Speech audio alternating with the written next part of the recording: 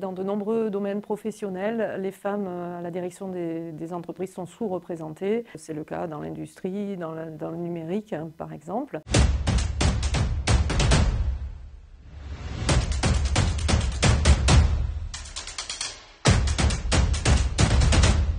Alors, je suis Marie-Laure Valla, j'ai 54 ans, mariée, maman de 3 enfants. Je me suis lancée dans l'entrepreneuriat à 40 ans en créant ma propre société. Je suis également administratrice et présidente de la SLE Lot-et-Garonne, membre depuis 2017 du Conseil d'orientation et de surveillance et du comité des risques de la Caisse d'épargne Aquitaine Poitou-Charentes. La Caisse d'épargne m'a toujours accompagnée lorsque j'ai créé mon entreprise et tout au long de la vie de celle-ci. Ça m'a donné envie d'en savoir davantage, de mieux connaître ma banque. Et en étant dans la gouvernance, j'ai découvert une banque coopérative avec un ancrage local important qui accompagne les projets de développement économique au niveau du territoire.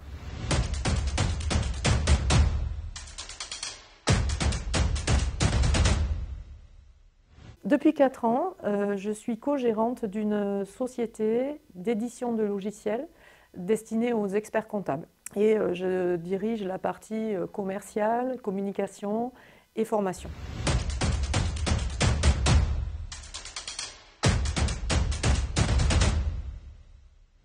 Et je ne suis pas surprise, et dans de nombreux domaines professionnels, les femmes à la direction des entreprises sont sous-représentées. C'est le cas dans l'industrie, dans le numérique, par exemple. Les études montrent qu'elles sont confrontées à une difficulté de concilier vie professionnelle et vie personnelle. Et elles se freinent donc dans leurs ambitions. Pour autant, les formations supérieures leur sont accessibles, et lorsqu'elles osent se lancer dans ces carrières, comme celle d'ingénieur que j'ai suivie, et bien derrière, elles ont de belles carrières qui les attendent, et on trouve beaucoup de femmes talentueuses à ces niveaux de responsabilité. Peut-être dire qu'il faut oser entreprendre et justement ne pas se mettre de frein.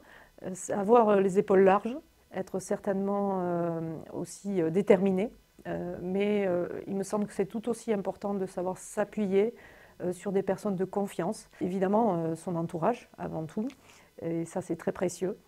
Et je dirais ne renoncer ni à son équilibre, ni aux valeurs qui sont les siennes.